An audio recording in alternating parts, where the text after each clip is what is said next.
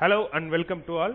So இந்த வீடியோல என்ன பார்க்க போறோம்னு பாத்தீங்கன்னா first thing நம்ம சேனல்ல இதுவரை வந்து பாத்தீங்கன்னா Tally யூஸ் பண்ணி என்ன விதமான exports and GSTR1 ஃபைலிங்கா இருக்கட்டும் 3B ஃபைலிங்கா இருக்கட்டும் then e-invoice e-way bill ஜெனரேஷனா இருக்கட்டும் சோ இவ்வளவு விஷயத்தை வந்து என்ன பண்ணிட்டோம்னு கேட்டிங்கன்னா Tally யூஸ் பண்ணி எப்படி பண்றதுன்னு பார்த்தோம். சோ இதுல இன்னொரு portion so offline utility tool அப்படின்ற ஒரு விஷயம் இருக்கு.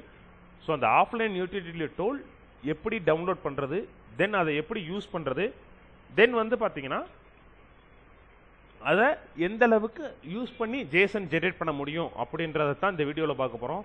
ஸோ அஸ் யூஷுவல் வீடியோ இன்ட்ரெஸ்டிங்காக இருக்கும். டைம் வேஸ்ட் பண்ண வேணாம், வாங்க வீடியோக்குள்ள போகலாம். ஸோ ஃபர்ஸ்ட் திங் நமக்குன்னு இருக்க ஸோ வெப்சைட் ஓப்பன் பண்ணோன்னே குரோம் ஓப்பன் பண்ணி நம்மளோட வெப்சைட் அதாவது ஜிஎஸ்டி வெப்சைட்டுக்குள்ளே போனோம் அப்படின்ற பட்சத்தில் அந்த ஜிஎஸ்டி வெப்சைட்டில் பார்த்தீங்கன்னா டவுன்லோட்ஸில் ஆஃப்லைன் டூல்ஸில் ரிட்டர்ன்ஸ் ஆஃப்லைன் டூல்னு ஒரு ஆப்ஷன் இருக்கும். ஸோ இந்த ஆப்ஷனை கிளிக் பண்ண உடனேயுமே returns offline tool version 3.2.2 so இந்த வெர்ஷன் தான் இப்போதைக்கு கரண்ட்ல இருக்குது.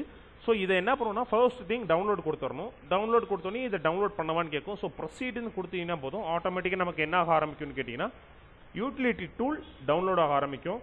ஸோ இதில் வந்து பார்த்தீங்கன்னா டவுன்லோட் ஆடி முடிச்ச உடனே நம்ம என்ன பண்ணிக்கலாம்னு கேட்டிங்கன்னா ஸோ அந்த ஃபோல்டர் டவுன்லோட் ஐக்கானை கிளிக் பண்ணோன்னே இந்த மாதிரி காட்டும். ஸோ இதில் ஃபோல்டர் ஐக்கானை கிளிக் பண்ணிவிட்டு கிளிக் பண்ணோடனே வந்து பார்த்தீங்கன்னா நமக்கு ஆஃப்லைன் யூட்டிலிட்டி டவுன்லோட்ஸில் இருக்கும். ஸோ அதை அந்த இடத்துலேயே வச்சு ஜஸ்ட் என்ன பண்ணிக்கலாம் ஷோ மோர் ஆப்ஷன்ஸ் கொடுத்து வின்ரேரில் எக்ஸ்ட்ராக்ட் ஹியர் அப்படின்றத கொடுத்துட்டோம் அப்படின்ற பட்சத்தில் ஆஃப்லைன் டூல் நமக்கு எக்ஸ்ட்ராக்ட் ஆக ஆரம்பிச்சிடும். ஸோ எக்ஸ்ட்ராக்ட் ஆக ஆரம்பித்த உடனே வந்து பார்த்தீங்கன்னா என்ன பண்ணிடணும்னு கேட்டிங்கன்னா ஜிஎஸ்டி ஆஃப்லைன் டூலை கிளிக் பண்ண உடனே ஸோ இதுதான் நமக்கான ஃபைல் ஐ மீன் அப்ளிகேஷன்.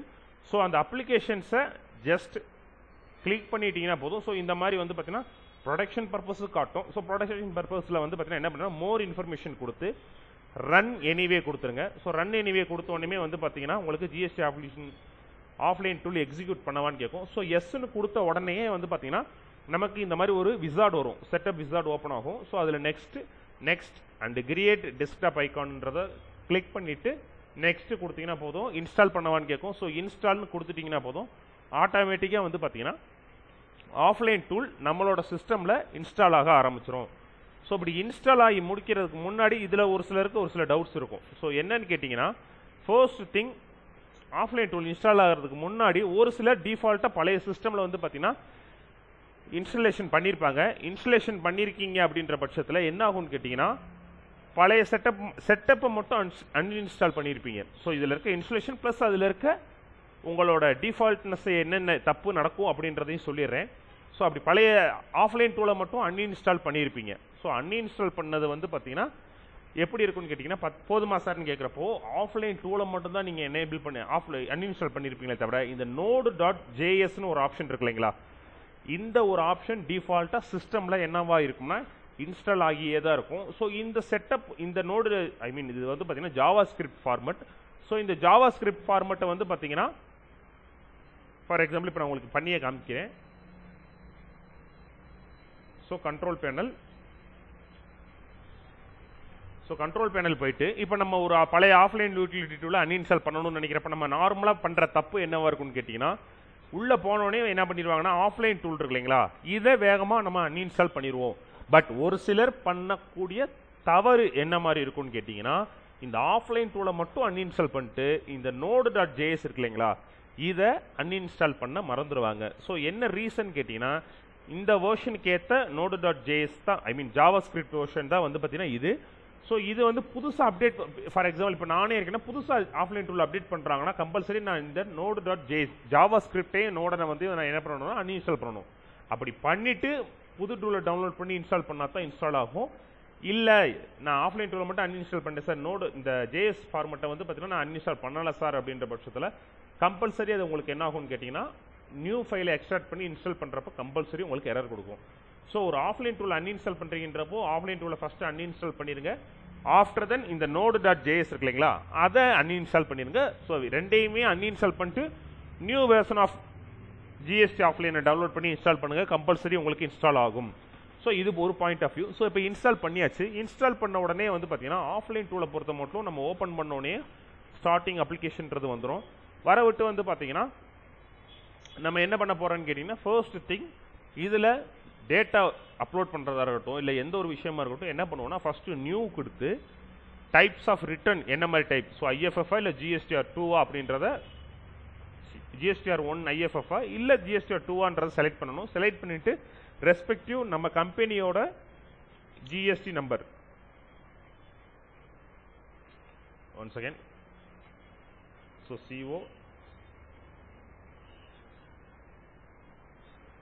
ஸோ ரெஸ்பெக்டிவ் கம்பெனியோட ஜிஎஸ்டி நம்பர் கொடுத்துட்றோம். அண்ட் தென் பர்டிகுலர்லி எந்த ஃபினான்ஷியல் இயருக்கு உண்டானது அப்படின்றத செலக்ட் பண்ணிவிட்டு தென் எந்த டேக்ஸ் பீரியடுக்கு நம்ம இந்த ஆஃப்லைன் டூலை யூஸ் பண்ண போகிறோன்றத செலக்ட் பண்ணிட்டு அவங்க செஸ் பிளேயரா அப்படின்றத செலக்ட் பண்ணணும். தென் அவங்க குவார்ட்டர்லி ரிட்டர்ன் ஃபைல் பண்ணுறவங்களா, ஐ மீன் குவார்ட்டர்லி ஃபைல் பண்ணுறவங்களா அப்படின்னு கேட்கும். ஸோ நோன்னு கொடுத்துட்டு இன்கேஸ் அவங்களோட டேர்ன் ஓவர் ப்ரொசீடிங் இயர்ஸில் எதுலையாவது 5 கோடிக்கு மேலே தாண்டி இருக்கா அப்படின்றத செலக்ட் பண்ணிட்டு எஸ்னா எஸ்ன்னு கொடுத்துருங்க, நோனா நோன்றதை கொடுத்துருங்க. ஸோ இப்போ நான் எக்ஸாம்பிளுக்கு கொடுக்குறேன்றனால நோன்னு எல்லாத்துலேயுமே நோன்னு கொடுத்துருக்கேன்.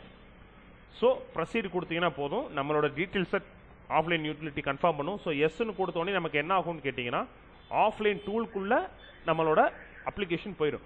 ஸோ இதுக்கு அடுத்து இதில் இருக்க 4 ஆப்ஷன் என்னென்ன அப்படின்றத பார்த்துருவோம். ஃபர்ஸ்ட் திங் மேஜராக, ஸோ இது வந்து பார்த்தீங்கன்னா எக்ஸல் யூட்டிலிட்டியை இம்போர்ட் பண்ணுறது, ஓகேங்களா. ஸோ இம்போர்ட் எக்ஸல், இதில் இன்னொரு செக்ஷன் இருக்கும், இதிலே செக்ஷன் வைஸ் ஏற்றுற மாதிரினா.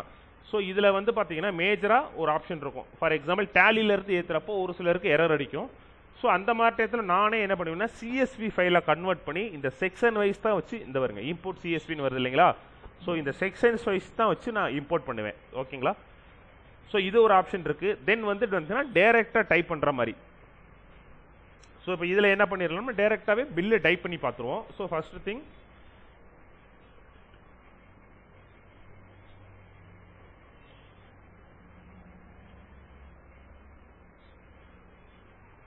ஸோ கொடுத்துட்டு ரிசீவரோட name and then invoice number என்னவோ அந்த இன்வைஸ் நம்பர், தென் இன்வைஸோட டேட் என்னவோ அந்த இன்வைஸோட டேட். ஆஃப்டர் தென் வந்து பார்த்தீங்கன்னா அவங்க எந்த ஸ்டேட்டுன்றது டிஃபால்ட்டாக ஜிஎஸ் நம்பரை வச்சு ஆஃப்லைன் டூலில் என்ன பண்ணிக்கோம்னா அதோட ஸ்டேட்டை செலக்ட் பண்ணிக்கும். ஸோ டைப்ஸ் ஆஃப் சப்ளைன்றதையும் செலக்ட் பண்ணிக்கும்.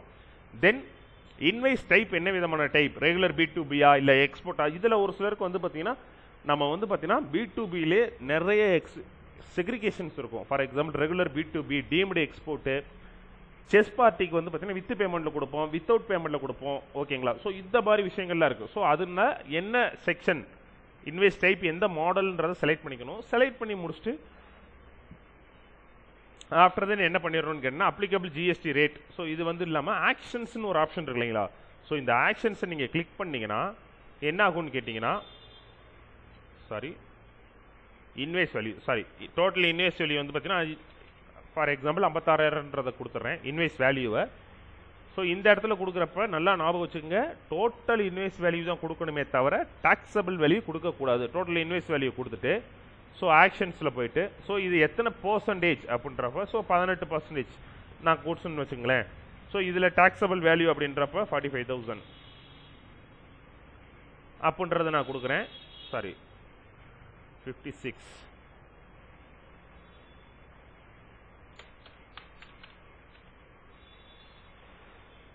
ஸோ வந்து பார்த்தீங்கன்னா 48,000ன்றதை கொடுத்து ஓவராலாக அமௌண்ட் கொடுக்குறதுனால கொடுத்துட்டு இதில் நீங்கள் கொடுக்குறப்ப ரெகுலர் அமௌண்ட் கொடுக்கணும். ஸோ அந்த அமௌண்ட்டை கொடுத்துட்டு சேவ் கொடுத்த உடனே வந்து பார்த்தீங்கன்னா சக்ஸஸ் ரிட்டர்ன் ஆடட் சக்ஸஸ்ஃபுல்லின்ற ஒரு ஆப்ஷன் வரும். ஸோ அடுத்தது வந்து பார்த்தீங்கன்னா ஒரு இது வந்து பார்த்தீங்கன்னா நம்ம என்ன பண்ணால் பில்ட்டை ஆட் பண்ணிட்டோம். ஸோ இதில் வந்து பார்த்தீங்கன்னா அடுத்தது இதிலேயே இன்னொரு செக்ஷன் நம்ம ஆட் பண்ண போகிறோம். ஃபார் எக்ஸாம்பிள் B2Cக்கு நான் ஆட் பண்ணுறேன் சார் அப்படின்ற பட்சத்தில் B2Cக்கு ஸ்மால் செலக்ட் பண்ணுறோம். செலக்ட் பண்ணோடனே டைப்ஸ் ஆஃப் எந்ததுன்னு கேட்கும். Other then e-commerce, place of supply B2Cன்றப்போ நம்ம கிரியேட் பண்ணியிருக்கிறது தமிழ்நாட்டில் தான் கிரியேட் பண்ணியிருக்கோம். ஸோ அதனால ஸ்டேட் தமிழ்நாடுன்னு செலக்ட் பண்ணிடுறோம். டாக்ஸபிள் வேல்யூ எவ்வளோன்னு கொடுக்க போகிறோம். தென் ஆட்டோமேட்டிக்காக ஜிஎஸ்டி ரேட் 18%, ஆட்டோமேட்டிக்காக சிஜிஎஸ்டி HGST அதுவே கால்குலேட் பண்ணிக்கும். ஸோ சேவ் கொடுத்து முடிச்சோனையும் B2Cயும் நமக்கு வந்து என்ன ஆயிடுச்சுன்னா சேவ் ஆயிடுச்சு. ஸோ இதே மாதிரி இந்த செக்ஷன்ஸை ஞாபகம் வச்சுக்கோங்க. ஸோ எது உங்களோட B2B and then amended B2B இன்வைசஸ் எது, B2C லார்ஜ் இன்வைசஸ் எது.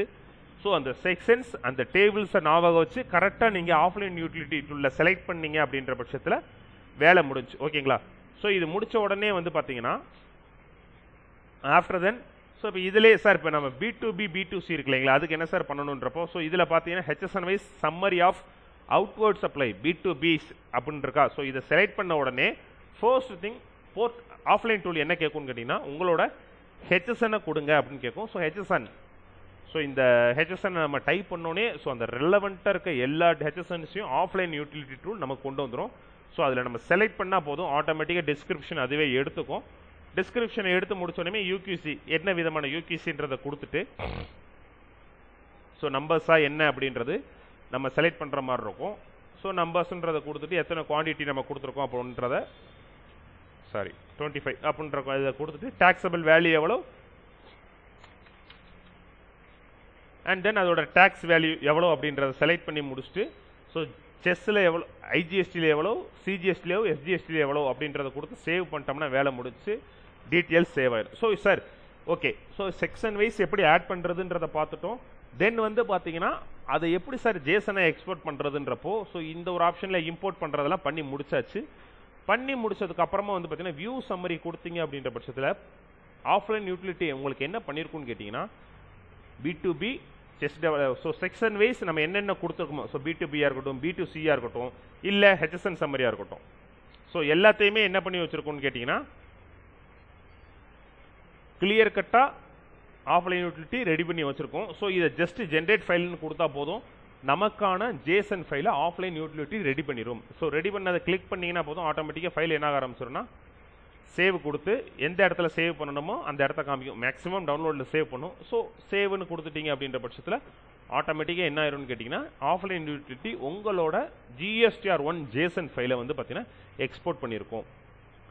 அதை நம்ம வெரிஃபை பண்ணிக்கலாம். So okay, this PC downloads. So இங்கே வந்து பார்த்தீங்கன்னா நம்மளோட ஜேசன் ரெடியாகி இந்த இடத்துல வந்து நிற்கிது. ஸோ இதுதான் ஆஃப்லைன் யூட்டிலிட்டி யூஸ் பண்ணி நம்மளோட GSTR1 ஜேசன் ஃபைலை ஜென்ரேட் பண்ணுறதுக்கான மெத்தட். ஐ ஹோப் டெலிவரி பண்ண வேண்டிய விஷயத்தை டெலிவரி பண்ணியிருக்கேன்றதை நம்புகிறேன். ஸோ இதே மாதிரி நெக்ஸ்ட் ஒரு இன்ட்ரெஸ்டிங்கான வீடியோவில் மீட் பண்ணலாம். ஸோ தேங்க்யூ, தேங்க்ஸ் ஃபார் வாட்சிங்.